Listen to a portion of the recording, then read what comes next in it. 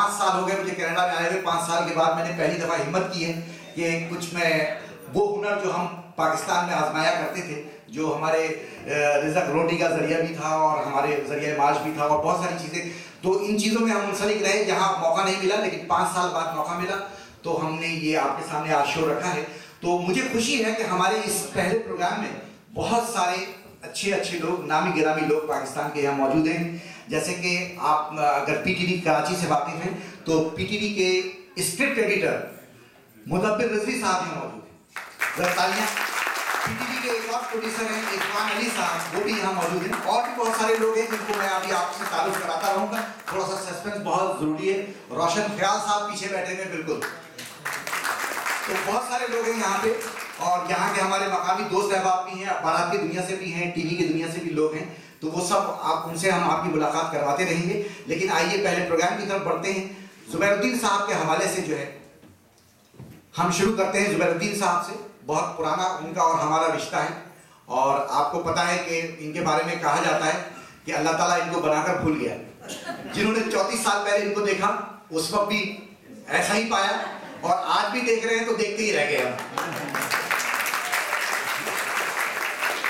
تو زبیر صاحب پہ بھی بہت ساری باتیں ہوں گی. زبیر صاحب کے ایک بہت پرانے دوست یہاں بیٹھے ہیں جو ان کو بہت قریب سے, ان 34 سالوں میں ان کو بہت قریب سے انہوں نے دیکھا, اور وہ بھی ان کا تعلق بھی پی ٹی وی کراچی سے تھا, اور پی ٹی وی کراچی کے بہت مانے ہوئے پروڈیوسر ہیں.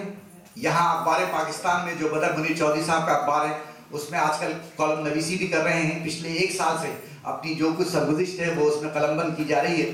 تو آپ یقیناً وہ کالم بھی آپ تک پہنچتا ہے, آپ ان کو پڑھتے ہوں گے. آج وہ ہمارے سامنے موجود ہیں اور وہ اظہار خیال کریں گے زبیر الدین کے حوالے سے.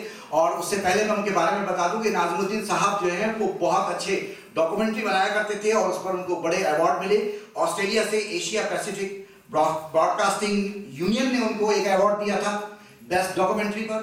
اسی طرح جاپان فاؤنڈیشن جو ہے اس کی طرف سے بھی جو ہے انہوں نے عالمی مقابلے میں شرکت کی تھی اور پی ٹی وی کے لیے جو ہے ڈاکومنٹری ایوارڈ جیتا تھا.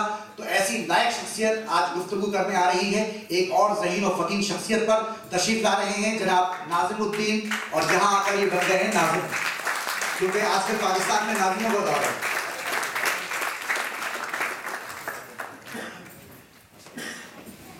یہاں میں ایک دفعہ اور تانے بجاتے بہت دور سے آ رہے ہیں.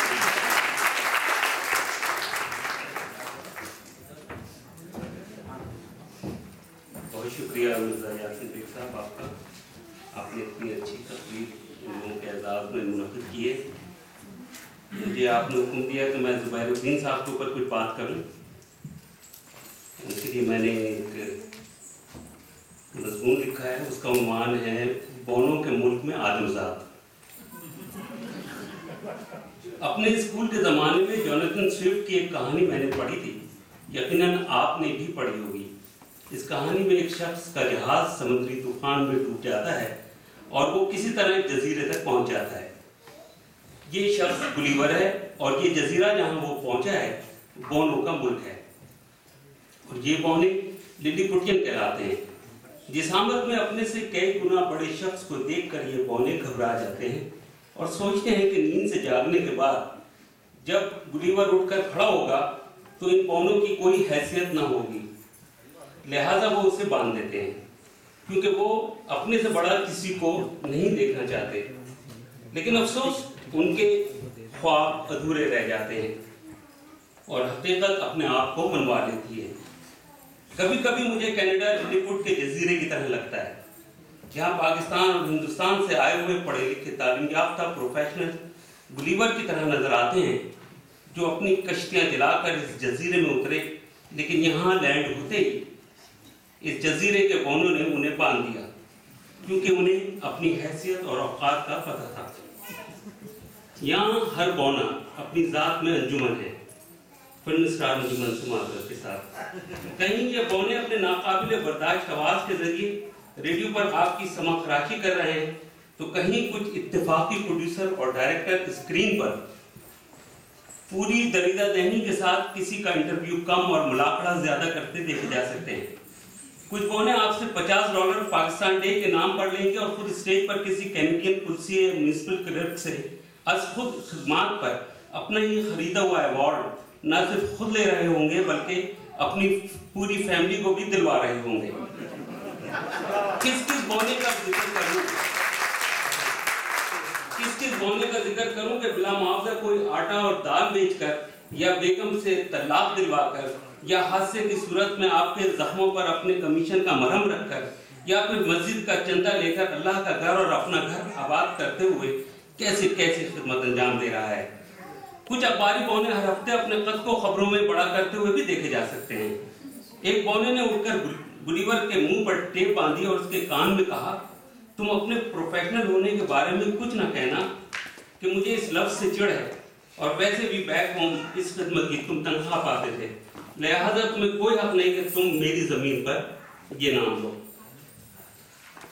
بونوں کے اس شہر میں چند سال پہلے ایک آدمزاد نے جب اپنا قدم رکھا تو ہر شخص اس کی طرف لپکا کیونکہ وہ سب کے لیے جانا پہچانا تھا. یہ سب چاہتے تھے کہ اس کی خدمات ان کے ریڈیو ٹی وی اخبارات یا ادارے کے لیے فوراً لے لی جائیں. جی رضاکارانہ خدمات مفت اور بلا معاوضہ. ان افرادوں میں خود بھی شامل تھا. یہ آدمزاد زبیر الدین تھا جنہیں ہر پاکستانی اچھی طرح جانتا تھا. میں زبیر کو اپنے ٹی وی شو میں خبریں پڑھنے کا کوئی معاوضہ نہ دے سکا کیونکہ میری جیب کچھ لوگ اپنے جمال فن سے پہلے ہی خالی کر چکے تھے. اسی لیے اپنے ایک نئے پروجیکٹ میں زبیر کو میں نے زحمت نہیں دی کیونکہ میں انہیں اس خدمت کا کوئی معاوضہ نہیں دلوا سکتا تھا. ابتدائی دور میں زبیر کا استحصال اسی طرح ہوا جس طرح ہر نئے آنے والے کا یہاں کیا جاتا ہے. زبیر کی مجبوری تھی کہ وہ کسی فیکٹری میں لائن ڈیوٹی یا سیکیورٹی جاب نہیں کر سکتا تھا کہ اسے ہر پاکستانی جانتا تھا. یہ ان کے لیے بہت مشکل دور تھا لیکن میں اس پر زیادہ گفتگو نہیں کروں گا کہ یاسین بیگ صاحب کا حکم ہے کہ میں ان کے صرف اس دور کے بارے میں گفتگو کروں جب وہ پاکستان میں تھے. پاکستان ٹیلی ویژن کی جب بھی تاریخ لکھی جائے گی نیوز کے شعبے میں زبیر الدین کا نام نمایاں جگہ پر ہوگا. اپنے لڑکپن یا ٹین ایج میں وہ اس شعبے میں آئے جب نوجوانوں کی دلچسپی اداکاری یا صداکاری کی طرف زیادہ ہوتی ہے. انہوں نے مسلسل 31 سال خبریں پڑھ کر عالمی ریکارڈ نہیں تو کم از کم قومی ریکارڈ ضرور قائم کیا ہے. ویسے زبیر الدین ریڈیو پر خبریں پڑھنے کے لیے نہیں آئے تھے بلکہ یہ ریڈیو ڈرامے میں صداکاری کر کے ہیرو بننا چاہتے تھے. ان کا آڈیشن ہوا اور انہیں ناکام قرار دے دیا گیا. شکر ہے یہ آڈیشن میں ناکام ہو گئے بلکہ شکریہ اس آڈیشن کمیٹی کا جس نے ان کے اندر کے ہیرو کو اسی روز ختم کر دیا. اگر ایسا نہ ہوتا تو ریڈیو اور ٹیلی ویژن ایک اچھے نیوز کاسٹر سے محروم ہو جاتا. برہان الدین حسن زبیر کو نیوز کی طرف لے آئے. انہوں نے ان کی گرومنگ کی اور نیوز کے نشیب و فراز سمجھائے. زبیر نے کراچی کی مقامی خبروں اور فوجی بھائیوں کی خبروں سے آغاز کیا اور 6 ماہ بعد ہی ہمارے ریڈیو ڈرامے کے اس ناکام ہیرو نے ٹی وی پر قسمت آزمائی کا فیصلہ کیا. ڈرامے کے لیے نہیں بلکہ نیوز کے لیے.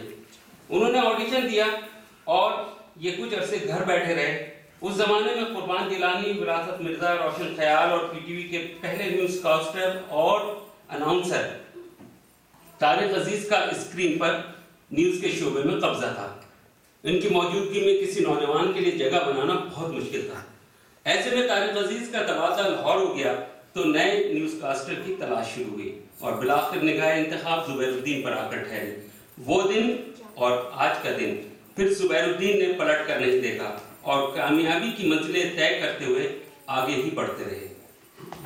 میں نے پہلی بار زبیر کو سن 1969 میں اس وقت دیکھا جب وہ ہمارے گھر ایک تقریب میں آئے. ممتاز اداکار ریحان غزنوی نے جن سے ہماری ننیالی رشتہ داری تھی تمام ریڈیو سے وابستہ احباب کو ہمارے گھر کھانے کی دعوت دی تھی کیونکہ ہمارا گھر ریڈیو پاکستان کراچی کی عمارت کے ساتھ ہی واقع تھا. آواز کی دنیا کے ان فنکاروں کے جھمگٹ میں زبیر الدین سب کی نگاہوں کا مرکز تھے. ہمارے لیے وہ اجنبی نہ تھے کیونکہ اس ہجوم میں وہ واحد شخص تھے جو اس سے پہلے ہمارے گھر میں ٹی وی کے توسط سے روزانہ ہی بلا اجازت تشریف لے آتے تھے.